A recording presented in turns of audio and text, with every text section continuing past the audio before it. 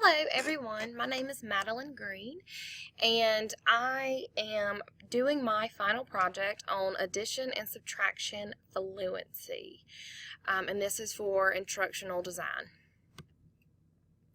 Again, my name is Madeline Green and I am a first grade teacher at Blacksburg Primary School in Blacksburg, South Carolina. We are a very small community, and we're the only primary school in our district, and we serve 4K students to second grade. I focused my project on addition and subtraction fluency to 10. What this means is that students will be able to add and subtract quickly and accurately. They will show this by completing a timed assessment with mixed addition and subtraction facts. They will have 3 minutes to finish the assessment. Here are my goal statement and objectives.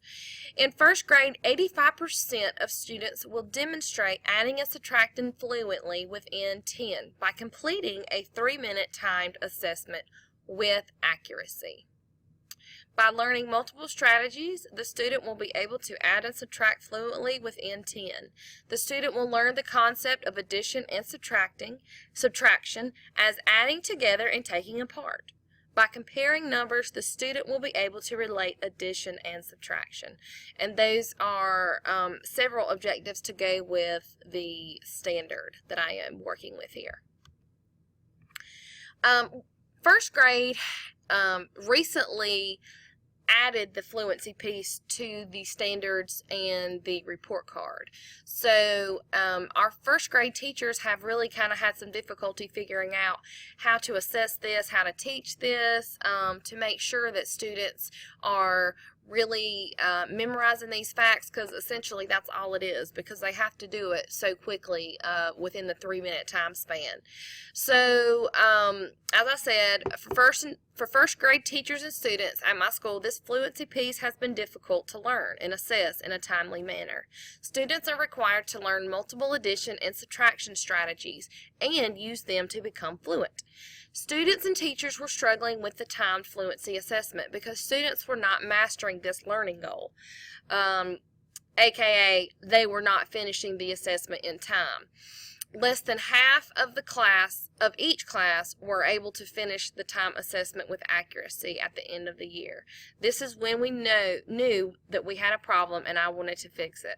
So I realized that my students, I was going over all the strategies that were necessary to add and subtract, but I was not doing enough. I was not providing them enough opportunity to practice with the fluency piece, the quick piece, the mastery piece of this learning skill.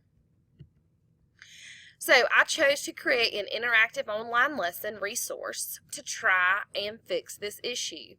I use Weebly, which is an online website builder. It was very easy to use with step-by-step directions. I did have a few issues embedding some things, but I finally figured out how to do that. At first I had trouble coming up with a website to create my lesson and failed to realize that I could not create a web quest.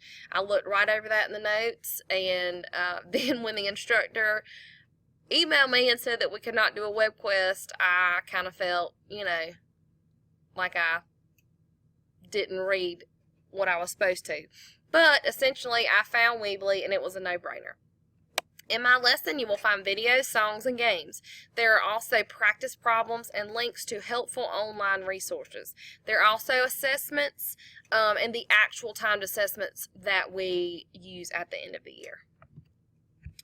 All right, so let's go to the website.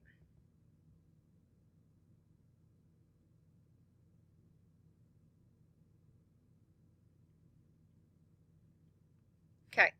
Here is my website, Miss Green's First Grade. Here's my introduction, Adding and Subtracting Fluently by Madeline Green. And here I just used a bunch of numbers with addition and subtraction symbol there. Our first grade standards state the student must add and subtract within 20, but they also state that students must add and subtract fluently within 10. What does this mean? A lot of students, teachers, and parents get confused as to what that actually means. In order to add and subtract fluently, students must be able to find answers to one-digit addition and subtraction facts with quick accuracy. The best way to do this is to teach various addition and subtraction strategies so that students can learn what works best for them and which strategy can get them the answer they need the fastest. The best way to assess this type of skill is a timed fluency test. Students work their way up to a series of addition and subtraction facts with a total of 3 minutes to complete. Here is what I have planned to help students succeed in this learning goal. Here I have added a poster of the parts of an addition number sentence, and it shows, of course, the add-in, the plus sign, the equal sign, and then the sum. So there's some good vocabulary on that poster as well. Here is a addition sentence created using cubes. Here is a subtraction problem using umbrellas as the picture and then a number sentence to go with it. And the same thing with these counters right here. Moving on to the next page, standards and objectives. This is pretty self-explanatory. These are my standards and objectives. So pretty much the same thing with my objectives as the PowerPoint, but in this one I have added the standards, and you'll see right here where it says fluently within 10. So that was that piece that was kind of focused here.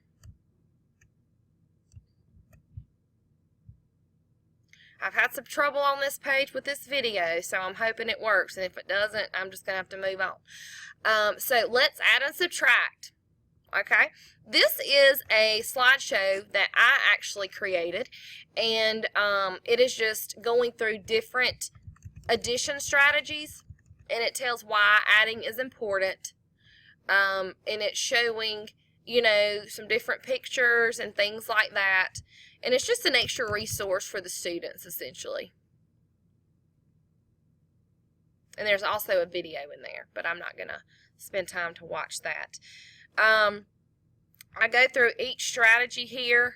Okay, I've gone and added some keywords for addition so that when students see those, they know what they're doing, what they're supposed to be doing. Then some practice problems. Here's number line strategy, 10 frame, and then they will be able to do it on their own, and here are my resources for that. So the video is right here, and for some reason it wouldn't let me pull out the full link, so it just did these little dashes where the link is, and I have stated that, of course, in my directions. And this is a subtraction strategy video. There are some more videos here and songs. They're really helpful when you add and subtract with the pirate. They're really cute songs for kids. They love them, and it just kind of gets their mind thinking and to be familiar with addition and subtraction. Here is another video from YouTube that discusses subtraction up to 10. So it's very informational for the students, and it gives them another idea of how to look at subtraction.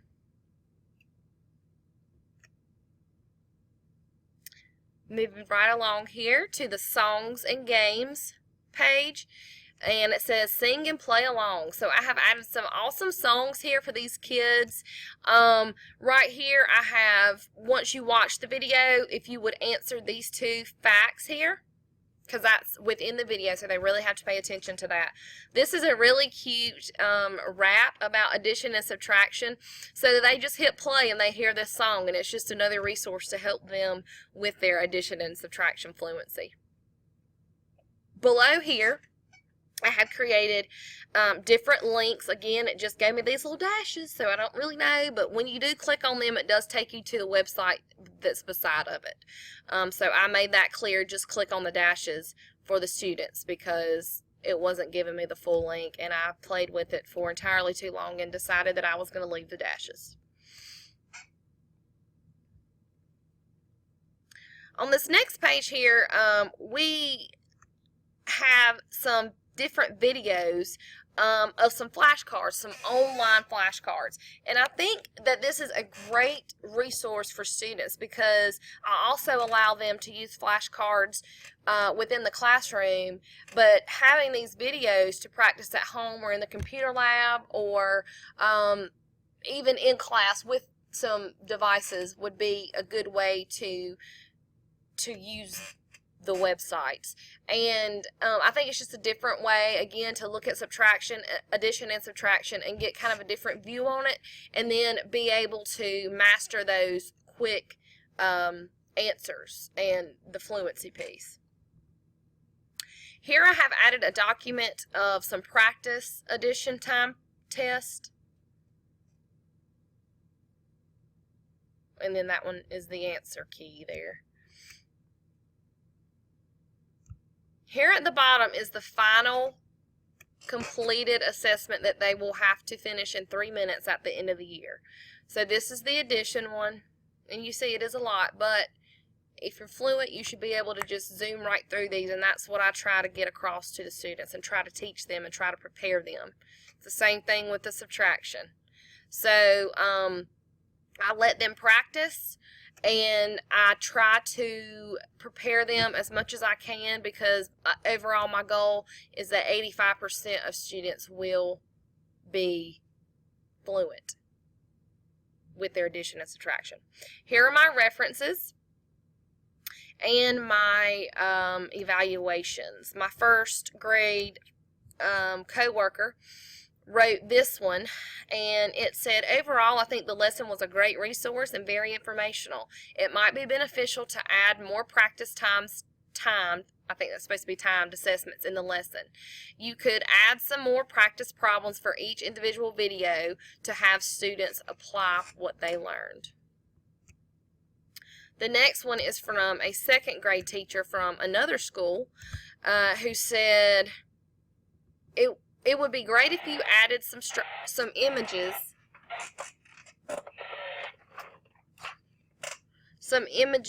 of students doing flashcards to go along with the video. So like maybe add some pictures of the students using the flashcards within class and things like that. I think this is a great way to build fluency. It is a struggle even with my second grade students. Also, with the links you added for games, you could be more specific on which games would focus on the fluency piece. So that was from my other coworker. So there was my demonstration. So going back to the PowerPoint and finishing it up, my implementation, I will use this interactive online lesson resource to guide my students with mastering the fluency standard. Students will have access to this Weebly and can access it as much as they would like. They can access it in the computer lab, classroom, or even at home to practice their fluency goal. Students can work in partners or individually while accessing the lesson. I hope this resource helps each student meet the learning goal and master addition and subtraction fluency. So my overall goal here was to use this Weebly as a resource so that the students could go back and forth if they need to and as they need to. Again, here are my peer evaluations that we've already gone over. Okay. Based on my evaluations from my peers, I plan to incorporate some more practice problems after each video, as Ms. Gregg stated. Also, I would add student manipulating strategies and practicing with flashcards. I could even record students as they are using these strategies in the classroom for them to make a better connection. The feedback that they gave was very helpful, and I plan to take this information to improve my project. My first learning map had to be revised with new objectives and a more specific goal statement. And that is it. I hope you enjoyed. Thank you.